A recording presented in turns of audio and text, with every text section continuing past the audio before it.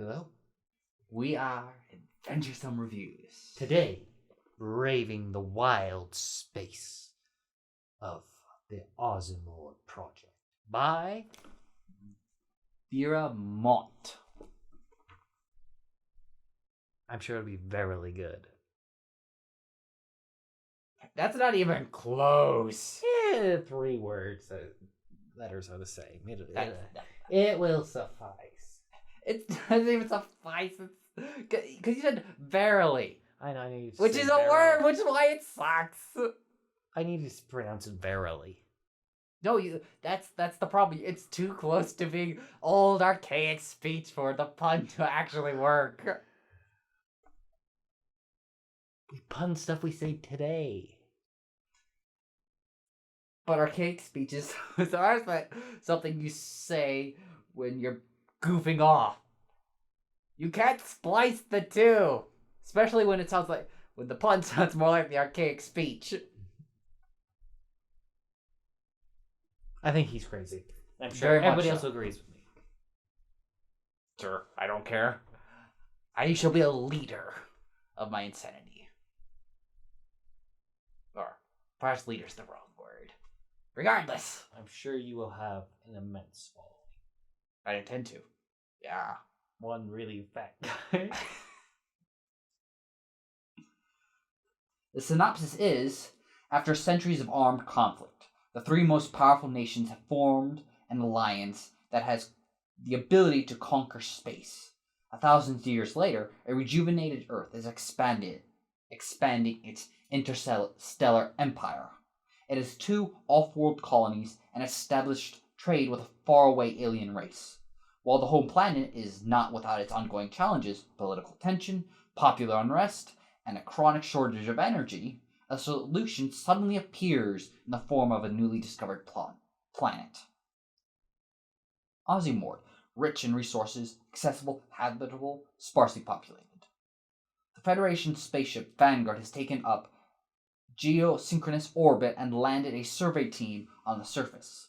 Their early findings promise an unlimited supply of fuel-grade ore. And then, troubling news is broadcast back to Earth. They've gone missing. That's only the beginning of the troubles.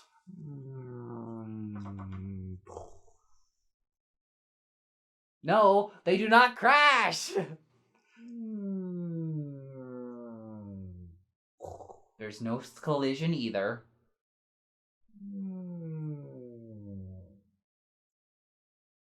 They don't turn around and go home now. Anyway, so for the most part,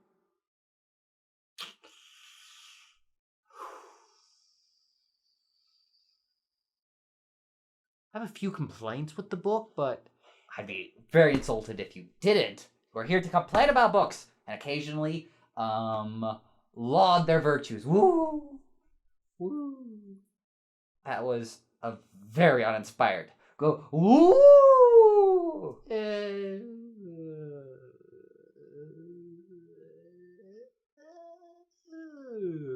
Oh, it's misery already! Kill it! Anyway, you were saying? So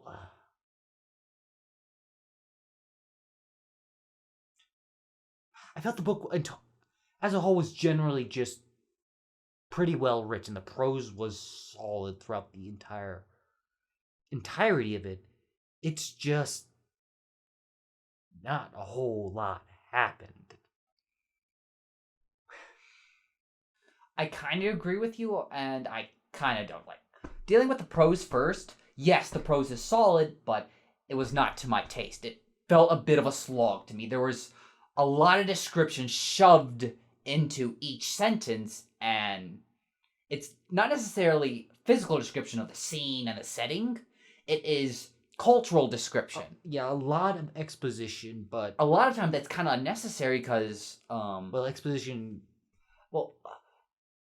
It's unnecessary because you kind of pick up the things that are being described in these overwrought sentences just through osmosis with other parts of the story. Because Because what happens is you have so the story takes place on two different planets, Ozimore and Earth, right? And so a lot of the scenes on Earth, you get these expositional sentences that explain about the culture and so on and so forth, right? But I find that unnecessary a lot of times because on Ozimore you have a character and you get it's a much more enjoyable indoctrination to his old culture as he's interacting with this new culture. You're introduced to the culture by the contradictions in the two cultures. And the culture on Ozimore is handled a lot better introduction. It's pretty much anytime the book takes place on Ozimore, that's when I was most engaged. Because you had these clashing cultures and you had this man kind of slowly going native, and it was interesting to watch. And there's a certain element of exploring the world. Right, so whereas on Earth you never really you sort of explore you were reading a textbook. You weren't exploring the world, you were reading a textbook, and that really hurt that section of the books, or those sections of the book. I wouldn't say it so much as it hurt it, it just Earth wasn't about exploration, whereas Ozimore very much was. And I think Earth would have done better because one of the book's strengths is that human Earth in this story is completely different from our own. They have a completely different cultural makeup for all three of the different countries. It's Earth, but it's a completely different Earth.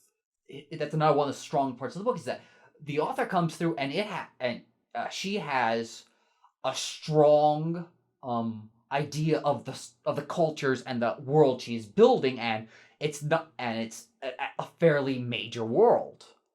It's just, and this is where the not exploring somewhat hurts, because you don't really get a good grasp of the world.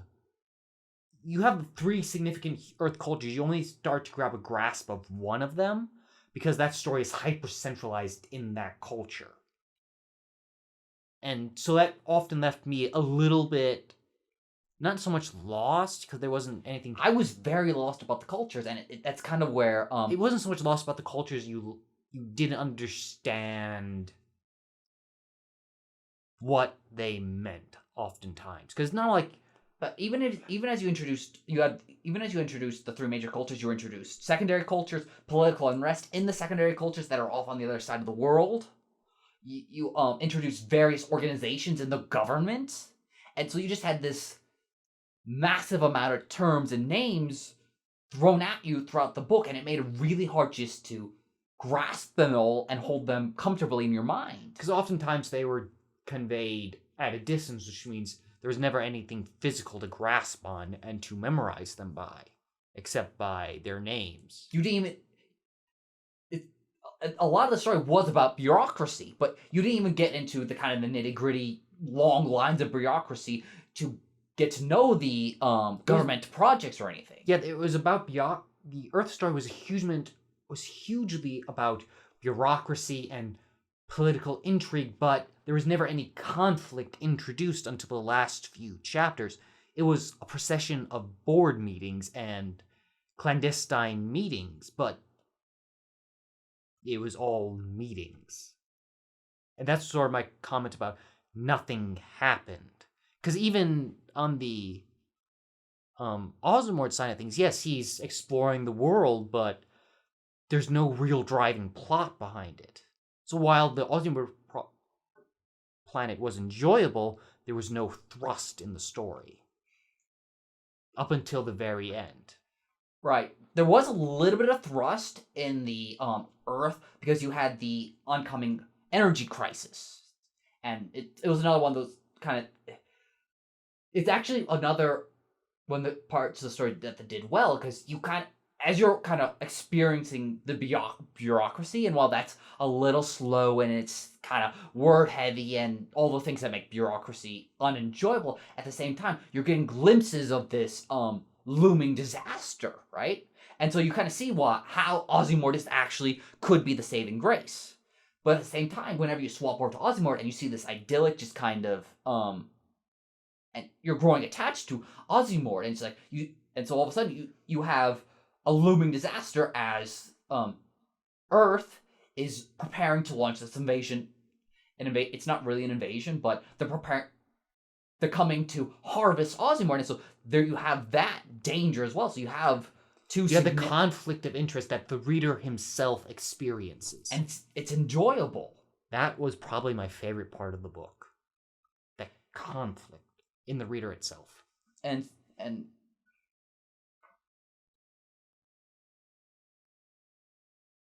the author just sets it up really well because you actually see them starting to scramble as their various lifelines are being cut. And you actually have this kind of mystery of what's kind of happening because they have these very scheduled caravans bringing food, supplies, and primarily energy from the other planets they've already conquered. But these ships starts going, they just disappear, right? Which is actually builds threat a little because what's happening to the ships. That being said, that doesn't get resolved, and it's kind of it's not really an important plot point, which is marginally disappointing. I didn't find it disappointing because I wasn't expecting that end. And so it was enjoyable from that aspect. But yeah, no, but I kind of expected that to be built into the climax of the story. There was no climax. There was not even the barest hint of a climax. There was a little bit of them turning, but yeah, there wasn't. Like I said, the story, a lot of words for nothing really to happen. I want to keep repeating that line until the review ends, and he's repeating it with me like my little puppet. Nothing happened. There. Now we can stop repeating it.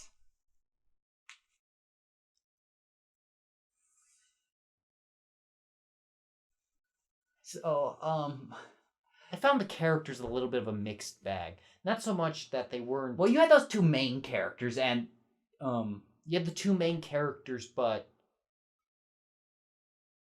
all the other characters have barely any time put into them.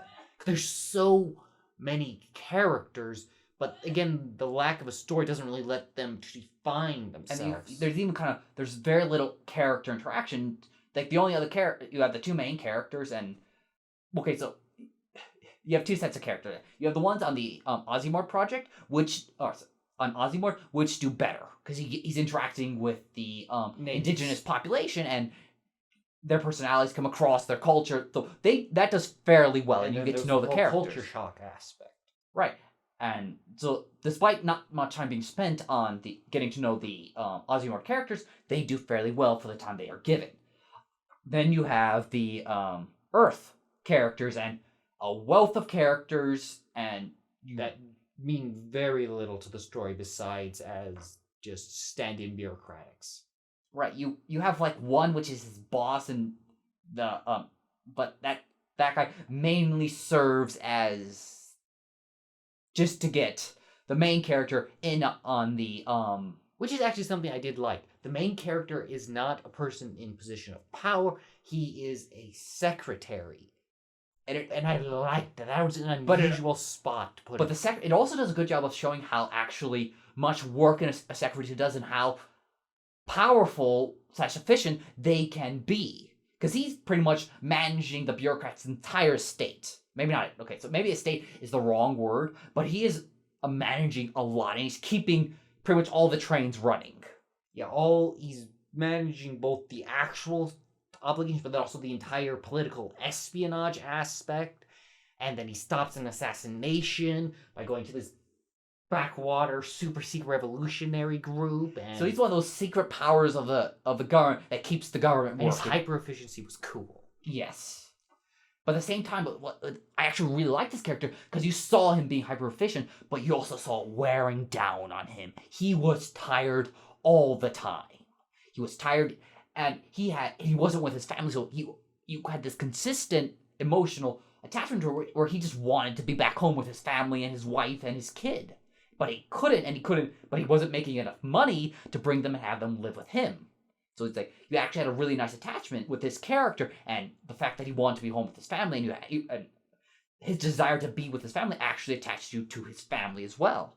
Yeah, I think I liked him the best of all the characters, or significantly better than the one pilot, not pilot, but spaceman that landed on Ozimore. Because the spaceman that landed on Ozimore served more as a plot piece than as a distinctive character. Yeah, he was likable, but he's mostly just this Captain Smith in the Pocahontas story. Yes, just but he didn't. Okay, that does not necessarily detriment the story. He was likable. It's just not nearly as interesting as the other fellow. It almost strikes me that I would have almost enjoyed the story better if it was solely about the character on Earth. So because you had more time and it was a more interesting character and yeah, the story. It's almost like the book told two separate stories. It's like the Avatar movie without the violence and more political Pocahontas. That's what the book is like. Yeah, but it's not political, it's bureaucratic. Because it's like the book wants to be political. It tries to implement intrigue, but the intrigue has no bite. And it doesn't affect the story at all. It's like, even if we mentioned an assassination, even if that had gone through, nothing in the story would have changed. And so you have the political Pocahontas aspect, but the political and the Pocahontas aspect don't interact. So it ends up not working as well as it could have. You could have completely cut out either portion of the book, and it largely been fine. Right? You could have taken out the political nature of the book entirely and thrown that away, and lost nothing for the book because, like, you know, what you needed for the Earth Project is the bureaucracy and them scrambling to solve these problems and get the Ozimore Project underway, which is completely unaffected by the world at large. And some of that is that the book probably takes a fairly accurate look at space travel. That's what I really like, because a lot of the times, I'm not terribly averse in sci-fi, so I might be completely BSing here. Well, we have Star Trek and Star Wars. Yeah, but that's different. That's Warhammer. Like, those are... Okay, regardless. A lot of the time, space travel is snap your fingers, you're there, kind of a thing, right? One thing I like about the Ozimore Project is that space travel is just on the cusp, or it's just after space travel. It takes them years to get to the... They have to go into stasis tanks, and so launching anything is a major operation that has to be managed with ships crucial go time. Lost, it takes years to build the spaceships, and so when they go lost, it's huge. Especially since they don't know why they go lost. So all of a sudden, it's do we want to spend another 5 years sending on a ship that we don't know what went wrong with? And so that's a really nice aspect to the book, and it's part of it's a lot of what builds the tension with the energy troubles. Because they've lost several ships, so they're down to basically Ozimore, and then one ship may be in transit. It makes for just and it's like you really expected this to build into the climax of the story. It didn't. Borg mixed with Tyranids mixed with alien invasion, or kind of setting up book two. I had Warhammer, and Star Wars doesn't have an equivalent, does it? No, you could have mentioned the Empire, but that's not necessarily an alien invasion. Especially since the Empire kind of looked down on aliens. I'm sure there's probably one in the expanded universe, but that doesn't exist anymore, so... But still, you have failed me. I could have mentioned some, You could have done something, actually, but no, you chose the generic title. I went for succinct. Alien Invaders has more syllables and more words than Tyranids, and like 5 times as much as Borg. Yeah, I suppose you're true, but no one's gonna know what Tyranids are. Anybody who does Warhammer is gonna know what Tyranids are. Small population. Not Small. that small. And there aren't too many more syllables. Fewer syllables in Tyranids as opposed to alien invaders. But there's still fewer. Eh. Now if you combine them with Borg and your other two that you're going to chuck in there. I was only going to check one more in there. From Star Wars, which of course Turned up to be Barren Wasteland. Yes. Star Wars has failed us. Anything else?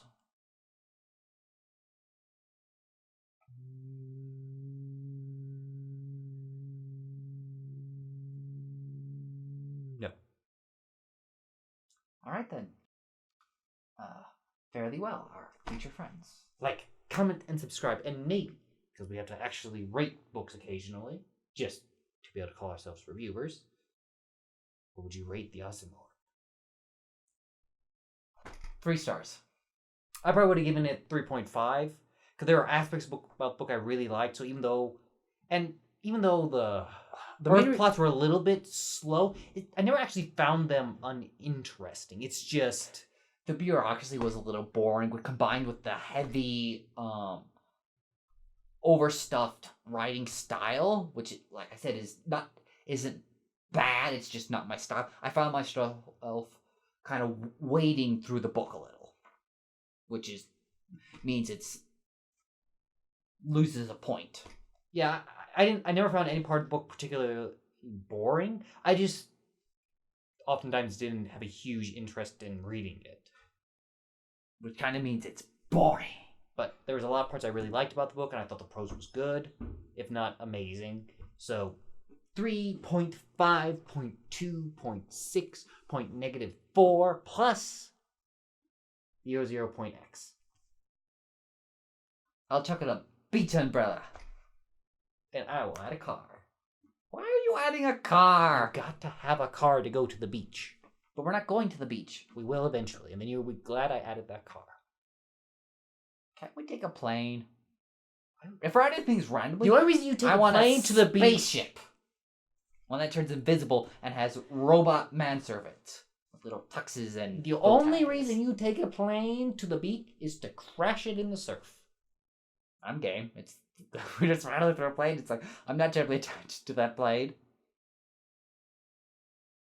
You'd have to capture the plane first. I'm very good at last one. Boom. What is this, a paper plane? Don't put it past me. I would ride a paper plane to the beach. I'm an expert aeronaut. Okay. Him and his psychedelic imagination, and I, in my cognizant sanity and wisdom, bid thee adieu. Toodaloo.